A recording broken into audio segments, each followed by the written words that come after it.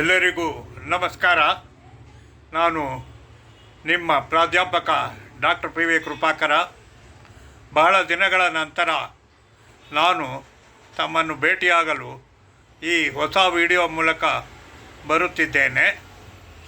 ನಾನು ಇತ್ತೀಚೆಗೆ ತಿರುವಣ್ಣಾಮಲೈಗೆ ಹೋಗಿದ್ದೆ. ಅಲ್ಲಿಯ ದರ್ಶನ ಮತ್ತು ಪ್ರದಕ್ಷಿಣೆಯ ಬಗ್ಗೆ ಒಂದು ವಿಡಿಯೋ ಮಾಡಬೇಕೆಂದು ನನ್ನಲ್ಲಿ ಪ್ರೇರಣೆ ಆಗಿದೆ. ಅದರ ಪ್ರಕಾರ ನಾನು ಈ ಹೊಸ ವಿಡಿಯೋವನ್ನು ತಮ್ಮೆಲ್ಲರಿಗೂ ತೋರಿಸಲು ಇಷ್ಟಪಡುತ್ತೇನೆ. ಎಲ್ಲರೂ ನನ್ನ ಯೂಟ್ಯೂಬ್ ಚಾನಲ್ಗೆ ದಯಮಾಡಿ ಸಬ್ಸ್ಕ್ರೈಬ್ ಮಾಡಿ ಬೆಲ್ ಬಟನ್ನನ್ನು ಒತ್ತಬೇಕೆಂದು ಈ ಮೂಲಕ ಕೇಳಿಕೊಳ್ಳುತ್ತೇನೆ. ಇದೇ ಅರುಣಾಚಲ ಬೆಟ್ಟ. ಇದು ಮೋಡದಿಂದ ಆವೃತವಾಗಿದೆ. ಮಧ್ಯಾಹ್ನದ ಮೇಲೆ ಪೂರ್ತಿ ಕಾಣುತ್ತದೆ. ಈ ಬೆಟ್ಟವನ್ನೇ ನಾವು ಸುತ್ತಬೇಕಾಗಿರುತ್ತದೆ. ಪೂರ್ತಿ ಸುತ್ತಲೂ 14 ಕಿಲೋಮೀಟರ್ ಆಗುತ್ತದೆ. ವಯಸ್ಸಾದವರು ಸಾಕೊಂಡು ಸುತ್ತುತ್ತಾರೆ. ಬೇರೆಯವರೆಲ್ಲ ಬರೀ ಕಾಲಿನಲ್ಲೇ ಸುತ್ತುತ್ತಾರೆ. ಎರಡೂ ಆಗದಿದ್ದವರು ಆಟೋಗಳಲ್ಲಿ ಹೋಗಬಹುದು. ಆಟೋಗಳಲ್ಲಿ ಒಬ್ಬರಿಗೆ 200 ರೂಪಾಯಿಯಿಂದ 350 ರೂಪಾಯಿವರೆಗೆ ಚಾರ್ಜ್ ಮಾಡುತ್ತಾರೆ. ಇದರ ಒಂದು ಪ್ರದಕ್ಷಿಣೆ ಮಾಡುವಾಗ 8 ಲಿಂಗಗಳು ಸಿಗುತ್ತದೆ. 8 ಲಿಂಗಗಳು ಇರುವ ದೇವಸ್ಥಾನ ಸಿಗುತ್ತದೆ. ಆ 8 ಲಿಂಗಗಳ ದರ್ಶನ ಮತ್ತು ಸೂರ್ಯಲಿಂಗದ ದರ್ಶನ ಮತ್ತು ಇಡುಕ್ಕಿ ಪಿಳ್ಳೆಯವರ ದರ್ಶನ ಮಾಡಿಕೊಂಡು ಬಂದಲ್ಲಿ ಪುಣ್ಯ ಲಭಿಸಿ ಮನೋಕಾಮನೆಗಳು ತೀರುತ್ತವೆ ಎಂದು ಈ ಮೂಲಕ ಎಲ್ಲರೂ ತಿಳಿಸಿರುತ್ತಾರೆ. ಇದೇ ದೇವಸ್ಥಾನದ ಮುಖ್ಯದ್ವಾರದಲ್ಲಿ ಒಳಗೆ ಹೋದಲ್ಲಿ ತಮಗೆ ಅರುಳ್ಮೆಗು ಈ ತಿರುವಣ್ಣಾಮಲೈಯಾರ್ ಅಂದರೆ ಈಶ್ವರನ ದೇವಸ್ಥಾನ, ಅರುಣಾಚಲೇಶ್ವರನ ದೇವಸ್ಥಾನ ಇರುತ್ತದೆ. ಪಕ್ಕದಲ್ಲಿ ಉಣ್ಣಾಮಲೈ ತಾಯಾರ್ ಅಂದರೆ ಪಾರ್ವತೀ ದೇವಿಯ ದೇವಸ್ಥಾನವೂ ಇರುತ್ತದೆ. ಒಳಗಡೆ ಸುಬ್ರಹ್ಮಣ್ಯನ ದೇವಸ್ಥಾನ ಮತ್ತು ಗಣೇಶನ ದೇವಸ್ಥಾನ ಇರುತ್ತದೆ. ಮತ್ತು ಪ್ರಸಾದ ವಿನಿಯೋಗ ಕೌಂಟರ್ ಇರುತ್ತದೆ. ಪ್ರತಿಯೊಬ್ಬರು 50 ರೂಪಾಯಿ ಟಿಕೆಟ್ ತೆಗೆದುಕೊಂಡು ಹೋಗಬಹುದು. ಇಲ್ಲ ಉಚಿತ ದರ್ಶನಕ್ಕೂ ಹೋಗಬಹುದು. ಸಾಮಾನ್ಯವಾಗಿ ಭಾನುವಾರ, ಶನಿವಾರ, ಮಂಗಳವಾರ, ಸೋಮವಾರ ಮತ್ತು ಪೌರ್ಣಿಮೆ ದಿವಸ ವಿಪರೀತವಾದ ರಶ್ ಇರುತ್ತದೆ. ಆದ್ದರಿಂದ ತಾವುಗಳು ಬುಧವಾರ, ಗುರುವಾರ, ಶುಕ್ರವಾರ ಬಂದಲ್ಲಿ ಸರಿಯಾಗಿ ನಿಮಗೆ ದರ್ಶನ ಆಗುತ್ತದೆ. ಈ ಫ್ರೀ ದರ್ಶನ 2 ಗಂಟೆಗಳಲ್ಲಿ ಮುಗಿಯುತ್ತದೆ. ನಂತರ ಪ್ರಸಾದ ಸೇವಿಸಿ ತಾವುಗಳು ಹೋಟೆಲ್ನಲ್ಲಿ ಇದು ಬ್ರೇಕ್ಫಾಸ್ಟ್ ಮುಗಿಸಿ ತಾವುಗಳು ಅರುಣಾಚಲ ಬೆಟ್ಟದ ಪ್ರದಕ್ಷಿಣೆಗಾಗಿ ಹೊರಡಬಹುದು. ಇದು ತಿರುವಣ್ಣಾಮಲೈನಲ್ಲಿ ನಾವು ಗಿರಿ ಪ್ರದಕ್ಷಿಣೆ ಹಾಕಲು ಸರ್ಕಾರದವರು ನಿರ್ಮಿಸಿರುವ ರಸ್ತೆಯ ಭೂಪಟ. ಇಲ್ಲಿ ಕೆಳಗಡೆ ಅರುಣಾಚಲೇಶ್ವರ ಸ್ವಾಮಿ ದೇವಸ್ಥಾನ ಇಲ್ಲಿ ಬರುತ್ತದೆ. ನಂತರ ಈ ಪರಿಕ್ರಮ ಅಥವಾ ಪ್ರದಕ್ಷಿಣೆಯನ್ನು ಕಾಲುನಡಿಗೆಯಲ್ಲಿ ಎಲ್ಲ ಯಾತ್ರಿಕರು ಮತ್ತು ಭಕ್ತರು ಮಾಡುತ್ತಾರೆ. ವಯಸ್ಸಾದವರು ಕಾಲಿಗೆ ಸಾಕ್ಸ್ ಹಾಕಿಕೊಂಡು ಪ್ರದಕ್ಷಿಣೆ ಮಾಡುತ್ತಾರೆ. ತುಂಬ ಜನ ಬರೀ ಕಾಲಿನಲ್ಲೇ ಪ್ರದಕ್ಷಿಣೆ ಮಾಡುತ್ತಾರೆ. ಆದರೆ ಪ್ರದಕ್ಷಿಣೆ ಮಾಡುವಾಗ 14 ಕಿಲೋಮೀಟರಷ್ಟು ದೂರ ಇರುವುದರಿಂದ ವಯಸ್ಸಾದವರಿಗೆ ತುಂಬ ಕಷ್ಟ ಆಗುತ್ತದೆ. ಇದರಿಂದ ಆಟೋನಲ್ಲಿ ಪ್ರದಕ್ಷಿಣೆ ಮಾಡುವವರು ಕೂಡ ಇದ್ದಾರೆ. ಸಾಮಾನ್ಯವಾಗಿ ದೇವಸ್ಥಾನದ ಮುಖ್ಯದ್ವಾರದ ಮುಂದೆ ಆಟೋಗಳು ಇರುತ್ತವೆ. ನಾವು ಗುಂಪಿನಲ್ಲಿ ಹೋದರೆ ಪ್ರತಿಯೊಬ್ಬರಿಗೆ ಒಂದು 200 ರೂಪಾಯಿ ಎಷ್ಟು ಕೇಳುತ್ತಾರೆ. 4 ಜನ ಸೇರಿ 800 ರೂಪಾಯಿ ಕೊಟ್ಟರೆ ಪ್ರದಕ್ಷಿಣೆ ಮಾಡ್ತಿರ್ತಾರೆ. ಒಬ್ಬರಾದರೆ 600 ರೂಪಾಯಿ ಹೇಳುತ್ತಾರೆ. ಒಬ್ಬ ಪ್ರಯಾಣಿಕನಾದರೆ, ಒಬ್ಬ ಯಾತ್ರಿಕನಾದರೆ 600 ರೂಪಾಯಿ ಹೇಳ್ತಾರೆ. 500 ರೂಪಾಯಿಗೆ ಇಳಿಸಿ ಮಾಡಬಹುದು. ನಾನು ಒಬ್ಬನೇ ಆದ್ದರಿಂದ 500 ರೂಪಾಯಿ ಕೊಟ್ಟು ಪ್ರದಕ್ಷಿಣೆ ಮಾಡಿರುತ್ತೇನೆ. ಈ ಪ್ರದಕ್ಷಿಣೆ ಮಾಡುವಾಗ ಸುಮಾರು 11 ದೇವಸ್ಥಾನಗಳನ್ನು ತೋರಿಸುತ್ತಾರೆ. ಈ 11 ದೇವಸ್ಥಾನಗಳು ಬಂದು ದೇವಸ್ಥಾನಗಳ ಹತ್ತಿರ ಆಟೋ ನಿಲ್ಲಿಸುತ್ತಾರೆ. ಒಳಗೆ ಹೋಗಿ ಪ್ರದಕ್ಷಿಣೆ ಮಾಡಿ ಮಂಗಳಾರತಿ ತೆಗೆದುಕೊಂಡು ಬರಬಹುದಾಗಿರುತ್ತದೆ. ಈ ಪ್ರದಕ್ಷಿಣೆ ಮುಗಿಯಲು ಸುಮಾರು 1.25 ಗಂಟೆ ಕಾಲ ಬೇಕಾಗುತ್ತದೆ. ಕಾಲಿನಲ್ಲಿ ಪ್ರದಕ್ಷಿಣೆ ಹಾಕುವವರಿಗೆ ಸುಮಾರು 5 ಗಂಟೆಗಳ ಕಾಲ ಬೇಕಾಗುತ್ತದೆ. ಸಾಮಾನ್ಯವಾಗಿ ಎಲ್ಲರೂ ಮಧ್ಯರಾತ್ರಿ 2 ಗಂಟೆ ಹಂಗೆ ಪ್ರಾರಂಭ ಮಾಡಿ 6 ಗಂಟೆ 7 ಗಂಟೆಗೆ ಮುಗಿಸುತ್ತಾರೆ. ಅದು ಹುಣ್ಣಿಮೆ ದಿವಸನೇ ಪ್ರದಕ್ಷಿಣೆ ಹಾಕಬೇಕೆಂದು ಪ್ರತೀತಿ ಇದೆ. ನಮ್ಮ ಅನುಕೂಲದ ಪ್ರಕಾರ ಹೋಗಬಹುದಾಗಿರುತ್ತದೆ. ಹುಣ್ಣಿಮೆ ದಿನ ಬಹಳ ಜನಸಂದಣಿ ಇರುವುದರಿಂದ ಮುಖ್ಯ ದೇವರ ಅರುಣಾಚಲೇಶ್ವರ ಅಥವಾ ಅಣ್ಣಾಮಲಯಾರ್ ದೇವರ ದರ್ಶನ ಬಹಳ ಕಷ್ಟ ಆಗುತ್ತದೆ. ಆದ್ದರಿಂದ ನಾನು ಯೋಚನೆ ಮಾಡಿ ಶುಕ್ರವಾರ ಬಂದಿರುತ್ತೇನೆ. ಈಗಾಗಲೇ ನನಗೆ ದರ್ಶನ ಮುಗಿದಿದೆ. ಈಗ ಪ್ರದಕ್ಷಿಣೆ ಹೋಗಬೇಕಾಗಿರುತ್ತದೆ. ಇದು ತಿರುವಣ್ಣಾಮಲೈನಲ್ಲಿರುವ ಭೂತನಾರಾಯಣ ಸ್ವಾಮಿ ದೇವಸ್ಥಾನ. ತಿರುವಣ್ಣಾಮಲೆಗೆ ಬರುವ ಪ್ರತಿಯೊಬ್ಬರೂ ಮೊದಲಿಗೆ ಭೂತನಾರಾಯಣನನ್ನು ದರ್ಶನ ಮಾಡಿ ನಂತರ ಅರುಣಾಚಲೇಶ್ವರ ಅಥವಾ ತಿರುವಣ್ಣಾಮಲೈ ಈಶ್ವರ ದೇವರನ್ನ ದರ್ಶನ ಮಾಡಬೇಕೆಂದು ಪ್ರತೀತಿ ಇರುತ್ತದೆ. ತಿರುಪತಿಗೆ ಹೋದಾಗ ಮೊದಲು ವರಾಹ ಸ್ವಾಮಿಯನ್ನು ನೋಡಿ ನಂತರ ವೆಂಕಟೇಶ್ವರನ ದರ್ಶನ ಮಾಡುವಂತೆ ಇಲ್ಲಿ ತಿರುವಣ್ಣಾಮಲೆಯಲ್ಲಿ ಮೊದಲಿಗೆ ಭೂತನಾರಾಯಣನನ್ನು ದರ್ಶನ ಮಾಡಿ ನಂತರ ಮುಖ್ಯ ದೇವಸ್ಥಾನಕ್ಕೆ ಹೋಗಬೇಕಾಗಿರುತ್ತದೆ. ಇದು ನಾನು ಧರ್ಮದರ್ಶನಕ್ಕಾಗಿ ಸರತಿಯ ಸಾಲಿನಲ್ಲಿ ನಿಂತಿರುವ ದೃಶ್ಯ. ಸುಮಾರು 7 ಗಂಟೆಗೆ ನಾನು ನಿಂತು 9 ಗಂಟೆಗೆ ಉಚಿತ ದರ್ಶನ ಧರ್ಮ ದರ್ಶನ ಸರತಿಯ ಸಾಲಿನಲ್ಲಿ ನಿಂತು ದೇವರ ದರ್ಶನ ಮಾಡಿರುತ್ತೇನೆ ಮತ್ತು ಅಮ್ಮನವರ ದರ್ಶನವೂ ಮಾಡಿರುತ್ತೇನೆ. ಇದೇ ದೇವಾಲಯದ ಒಳಗೆ ಇರುವ ಅರುಣಾಚಲೇಶ್ವರನ ದರ್ಶನಕ್ಕೆ ಇರುವ ಹೆಬ್ಬಾಗಿಲು.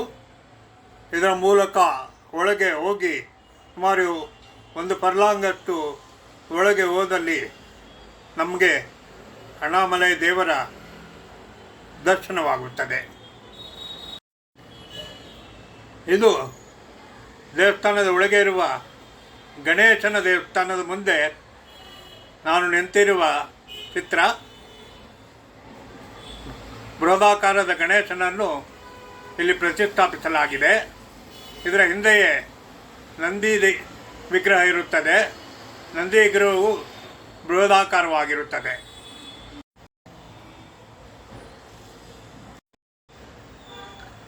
ಇದೇ ತಿರುವಣ್ಣಾಮಲೈ ಅರುಣಾಚಲೇಶ್ವರ ದೇವಸ್ಥಾನದ ಮಹಾದ್ವಾರ. ಸುಮಾರು 11 ಮಹಡಿಗಳನ್ನು ಹೊಂದಿದೆ. ಬೃಹದಾಕಾರವಾಗಿ ಎದ್ದು ಕಾಣುತ್ತಿದೆ. ಇದರ ಮೂಲಕವೇ ಎಲ್ಲರೂ ಪ್ರವೇಶ ಮಾಡಬಹುದು. ಇದನ್ನು ರಾಜಗೋಪುರ ರಾಜಮಹಾದ್ವಾರ ಎಂದನ್ನು ಕರೆಯುತ್ತಾರೆ. ಇದರ ಮುಂದೆ ಉಚಿತ ದರ್ಶನ ಮತ್ತು ಧರ್ಮ ದರ್ಶನ ಮತ್ತು 50 ರೂಪಾಯಿ ದರ್ಶನದ ಸೆಪರೇಟ್ ಅಂದರೆ ಪ್ರತ್ಯೇಕ ಮಾರ್ಗಗಳು ಕೂಡ ರಚಿಸಿರುತ್ತಾರೆ. ಮಾರ್ಗದಲ್ಲಿ ತಮಗೆ ತಪಾಸಣೆ ಇರುತ್ತದೆ. ಎಲ್ಲ ಕಡೆ ಮೆಟಲ್ ಡಿಟೆಕ್ಟರ್ಗಳನ್ನು ಹಾಕಿರುತ್ತಾರೆ.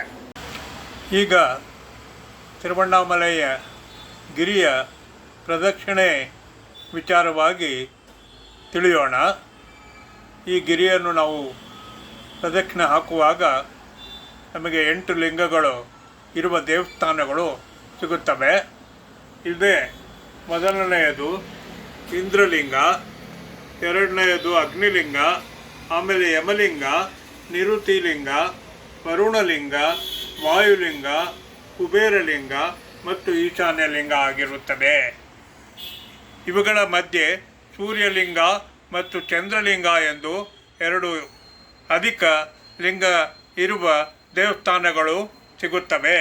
ಇವೆಲ್ಲ ವಿವಿಧ ಹೆಸರುಗಳಲ್ಲಿ ಇರಲು ಕಾರಣ ಆಯಾ ದೇವತೆಗಳು ಈ ಲಿಂಗಗಳನ್ನು ಪ್ರತಿಷ್ಠಾಪನೆ ಮಾಡಿರುತ್ತಾರೆ. ಈ ಲಿಂಗಗಳು ಹಳೆಯ ಕಾಲದ ದೇವಸ್ಥಾನಗಳಲ್ಲಿ ಇದೆ. ಆ ಹಳೆಯ ಕಾಲದ ದೇವಸ್ಥಾನವನ್ನು ಹಾಗೇ ಉಳಿಸಿಕೊಂಡು ಆ ದೇವಸ್ಥಾನಗಳ ಸುತ್ತವೂ ಹೊಸ ಕಟ್ಟಡಗಳನ್ನು ನಿರ್ಮಿಸಿ ಹಳೆಯ ಗುಡಿ ಹಾಗೇ ಇರುವಂತೆ ನೋಡಿಕೊಂಡಿರುತ್ತಾರೆ. ನಾವು ಇದನ್ನು ಪ್ರದಕ್ಷಿಣೆ ಮಾಡಿ 8 ಲಿಂಗಗಳಲ್ಲಿ ಪ್ರದಕ್ಷಿಣೆ ಮಾಡಿ ಬಂದ ನಂತರ ಮುಖ್ಯ ದೇವರನ್ನು ಮತ್ತೆ ದರ್ಶನ ಮಾಡಿದಲ್ಲಿ ಪುಣ್ಯ ಲಭಿಸುತ್ತದೆ ಎಂದು ಎಲ್ಲರೂ ಹೇಳುತ್ತಾರೆ. ಈಗಾಗಲೇ ಹೇಳಿರುವಂತೆ ಹುಣ್ಣಿಮೆಯ ದಿವಸ ಬಹಳವಾಗಿ ಜನ ಇರುತ್ತಾರೆ. ನಡೆದುಕೊಂಡು ಹೋಗಲು ಬಹಳ ಕಷ್ಟವಾಗಿರುತ್ತದೆ. ವಾಹನಗಳಲ್ಲಿ ಹೋದರೆ ದೇವಸ್ಥಾನದಿಂದ 5 ಕಿಲೋಮೀಟರ್ ದೂರದಲ್ಲೇ ವಾಹನಗಳನ್ನು ನಿಲ್ಲಿಸುತ್ತಾರೆ. ಶುಕ್ರವಾರ, ಮಂಗಳವಾರ, ಬುಧವಾರ, ಗುರುವಾರ ಜನಸಂದಣಿ ಕಡಿಮೆ ಇರುತ್ತದೆ. ಇದರಿಂದ ಆ ದಿವಸಗಳಲ್ಲಿ ಹೋಗಿ ಮಾಡಿದರೆ ಪುಣ್ಯ ಲಭಿಸುತ್ತದೆ.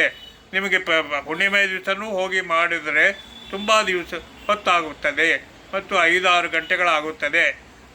ನಿಮ್ಮ ಅನಿಸಿಕೆ ಮತ್ತು ನಂಬಿಕೆಗಳ ಪ್ರಕಾರ ಹೋಗಿ ಪ್ರದಕ್ಷಿಣೆ ಮಾಡುವುದು. ಈಗ ನಾವು ಗಿರಿ ಪ್ರದಕ್ಷಿಣೆ ಪ್ರಾರಂಭಿಸಿದ್ದೇನೆ. ಮೊದಲನೆಯದು ಇಂದ್ರಲಿಂಗಂ.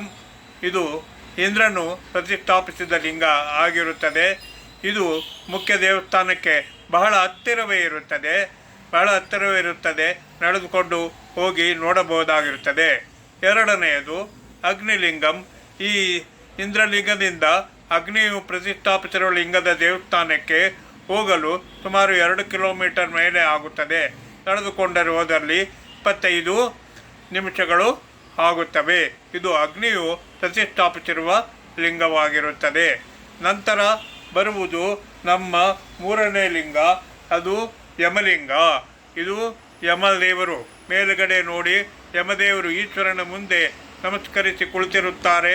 ಯಮನೇ ಪ್ರತಿಷ್ಠಾಪನೆ ಮಾಡಿರುವ ಲಿಂಗವಾಗಿರುತ್ತದೆ.